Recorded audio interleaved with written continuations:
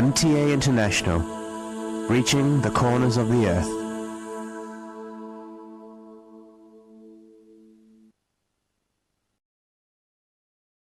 اب حضرت مرزا طاہر احمد صاحب خلیفۃ المسیح رابع امام جماعت احمدیہ ایدہ اللہ تعالی بنصر العزیز کا خطبہ جمعہ ہوگا۔ حبیبنا صلی علی محمد صلی علی حبیبنا صلی علی محمد صلی علی رسولنا صلی علی محمد صلی علی رسولنا صلی علی محمد صلی علی محمد صلی علی محمد صلی علی محمد أشهد أن لا إله إلا الله وحده لا شريك له وأشهد أن محمدا عبده ورسوله أما بعد فأعوذ بالله من الشيطان الرجيم بسم الله الرحمن الرحيم الحمد لله رب العالمين الرحمن الرحيم مالك يوم الدين إياك نعبد وإياك نستعين اهدنا الصراط المستقيم صراط الذين أنعمت عليهم غير المغضوب عليهم ولا الضالين۔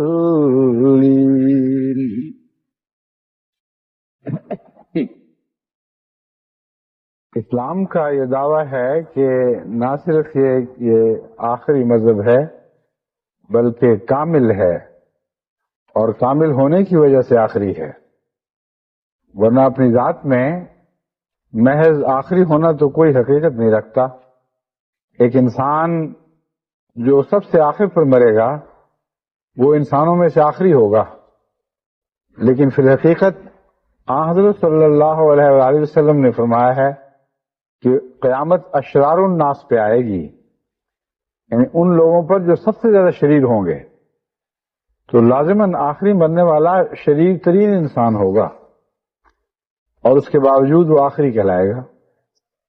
بس قرآن کریم کا یہ حسن ہے کہ محض آخری ہونے کے دعوے دار نہیں ہے، بلکہ اس بنا پر آخری ہونے کا دعوے دار ہے کہ سب سے زیادہ کامل ہے۔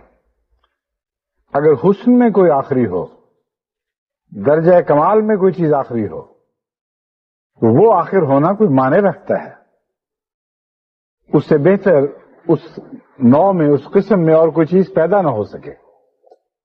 بس اسلام اگر کامل ہے تو لازماً اس نے آخر ہونا ہے، آخری ہونا ہے، کیونکہ کامل سے بعد اور کسی چیز کا تصور نہیں ہو سکتا۔ جو چیز درجہ کمال کو پہنچ جائے اس سے نہ کچھ کم ہو سکتا ہے نہ اس میں کچھ زیادہ ہو سکتا ہے۔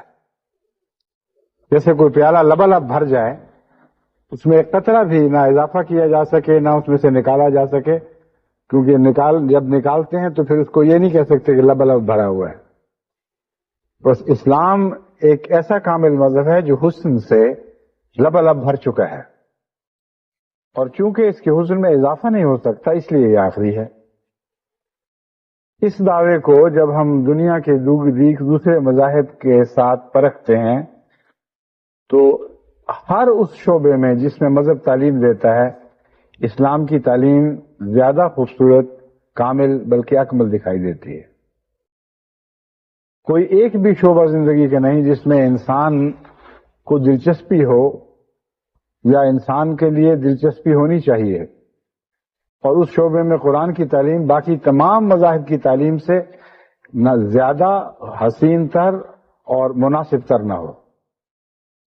اب لفظ عبادت کا استعمال ہو رہا ہے، ہر مذہب کے ساتھ عبادت کا تعلق ہے۔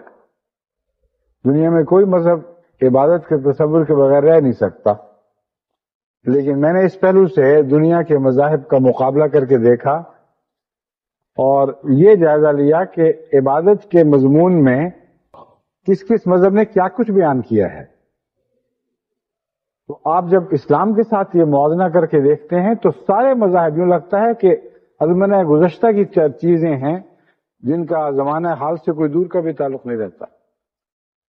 جیسے ایوولوشن میں کوئی پیچھے رہ جانے والے جانور ہوں اور ان کا انسان سے مقابلہ کیا جا رہا ہو۔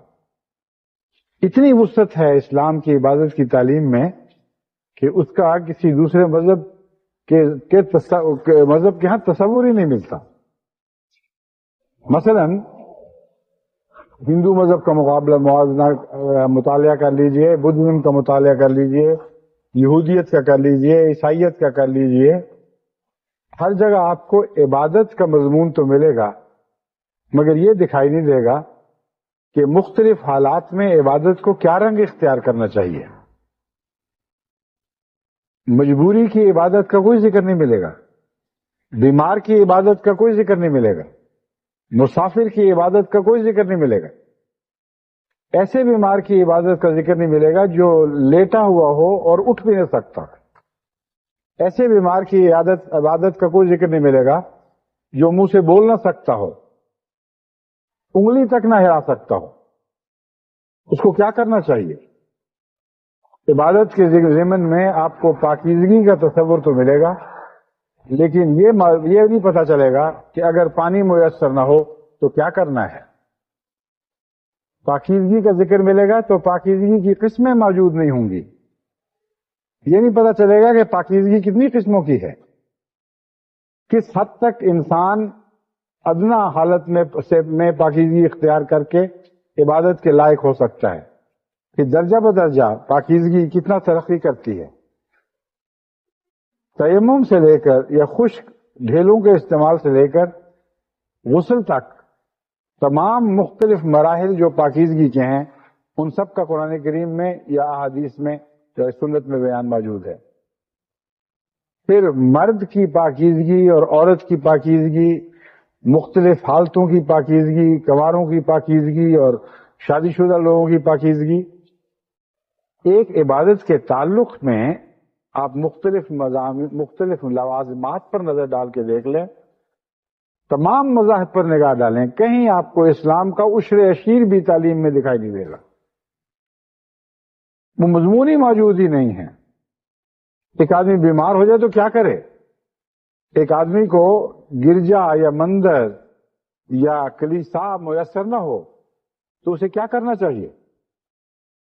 اسلام کی تعلیم اتنی وسیع ہے، اتنی عظیم الشان ہے کہ حضر اور سفر کے تمام معاملات کے ہر پہلو پر نظر رکھتی ہے، اور یہ بھی بیان کرتی ہے کہ اگر مسجد میسر نہ آئے تو تم کیا کرو۔ حضرت اقدس محمد مصطفیٰ صلی اللہ علیہ وآلہ وسلم کو اللہ تعالیٰ نے جو غیر معمولی شرف عطا فرمائے، ان کا آپ نے بارہا مختلف وقتوں میں ذکر فرمایا، ان میں سے ایک شرف آپ نے یہ بتایا کہ خدا تعالیٰ نے میرے لیے اور میری امت کے لیے ساری زمین کو مسجد بنا دیا ہے۔ کوئی ایک بھی انسان نہیں ہے جو اس کائنات میں مسجد سے محروم رہ جائے۔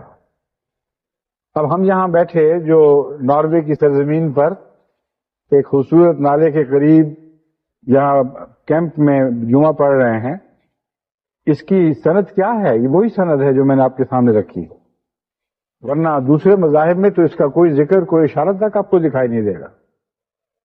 سفر میں عبادت کرنے کا ہی کوئی تصور نہیں، کجا یہ کہ ہر زمین تمہارے لیے خدا کے حکم سے مسجد بنا دی گئی ہے۔ اب یہ مسجد ہمارے لیے اللہ تعالیٰ نے زمین کے چپے چپے پر بنا رکھی، اور جہاں کہیں بھی اجتماعی عبادت کا وقت آئے گا وہیں مسجد کا تصور پیدا ہوگا، وہیں ہم سب مل کر اجتماعی عبادت کر سکتے ہیں۔ پھر اجتماعی عبادت اور انفرادی عبادت کے فرق جس تفصیل سے اسلام نے بیان فرمائے ہیں ان کا کوئی ذکر اذکار کسی اور مذہب میں دکھائی نہیں دیتا، اور حیرت انگیز تفصیل سے مختلف امکانات پر بحث فرمائی گئی ہے۔ جہاں نماز با جماعت پر زور ہے، مسجد تو بن گئی کیونکہ ہر زمین کا چپا چپا مسجد بنا دیا گیا، نمازی کہاں سے اکٹھے کرو گے؟ اگر با نماز جماعت پڑھنی ہے تو نمازی کہاں سے لاؤ گے؟ یہ سوال ہے جو پیدا ہوتا ہے، یہ بھی اٹھایا گیا ہے۔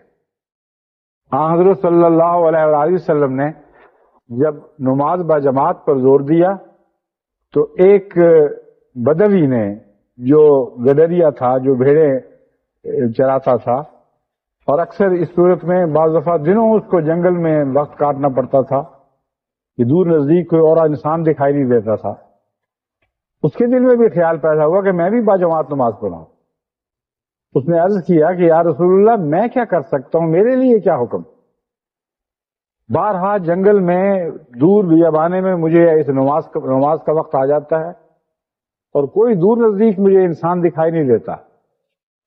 حضرت صلی اللہ علیہ وآلہ وسلم نے فرمایا کہ ہاں تمہاری بھی با جماعت نماز ہو سکتی ہے، تم اذان دو، اور اذان کی آواز اگر سن کر کوئی دور سے جاتا ہوا مسافر تمہارے پاس آ جائے تو سمجھو کہ خدا تعالیٰ نے تمہیں با جماعت نماز کرنے کے لیے ایک تمہارا ساتھی بھیج دیا ہے۔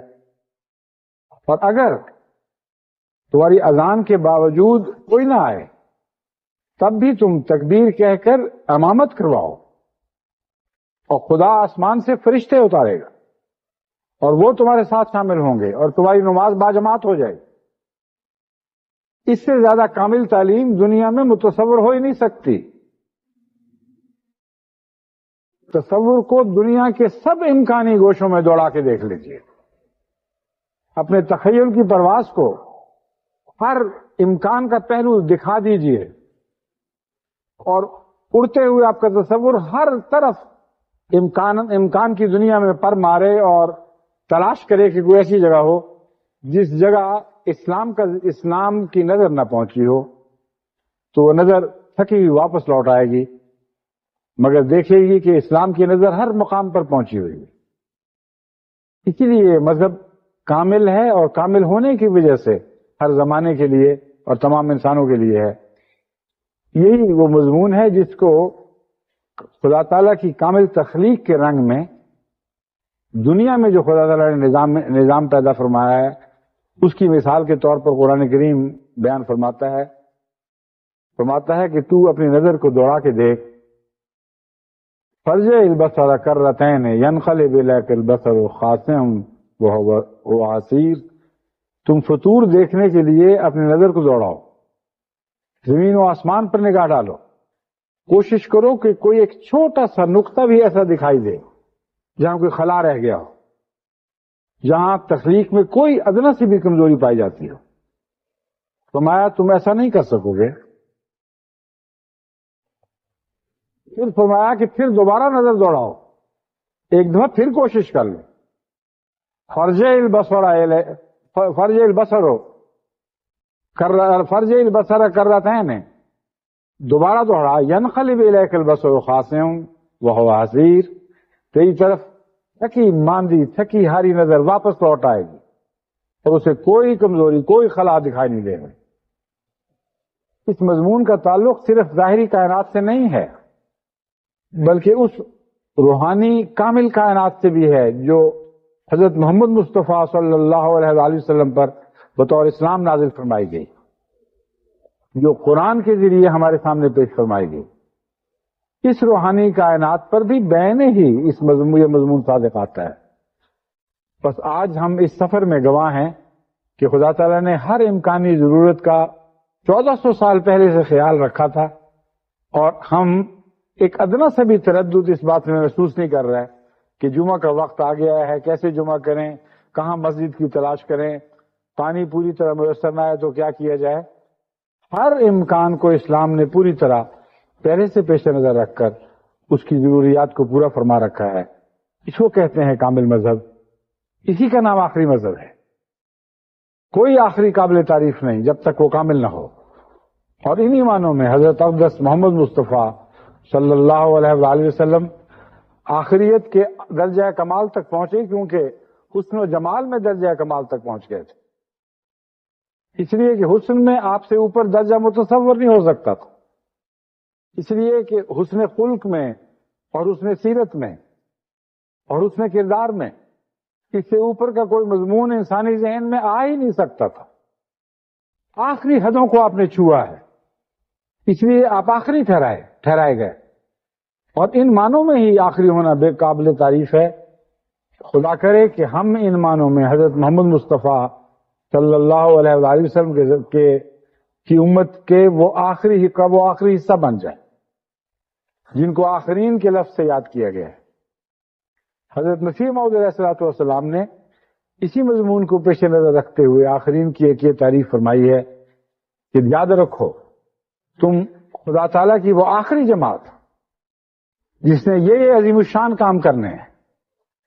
یہاں زمانے کے لحاظ سے آخری ہونا نہ پیش نظر تھا نہ کوئی معنی رکھتا ہے.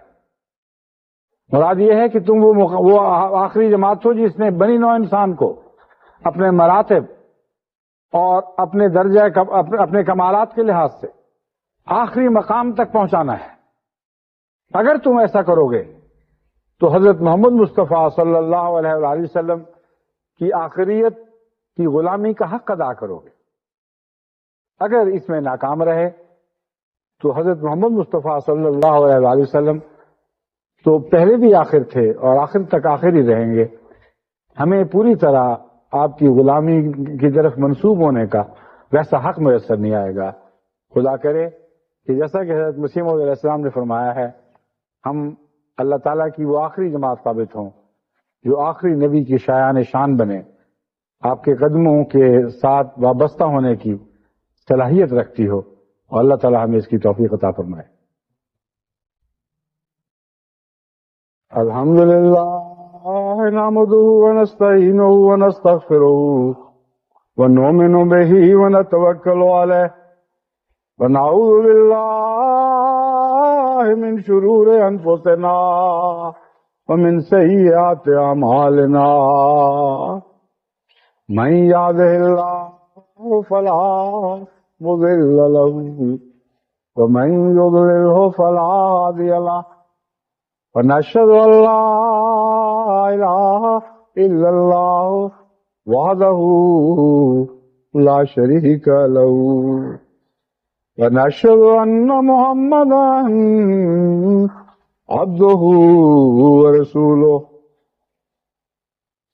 عباد اللہ رحمكم اللہ ان اللہ یامر بالعدل والإحسان وإیتاء ذی القربى وینہی عن الفحشاء والمنکر والبغی یعظکم لعلکم تذکرون.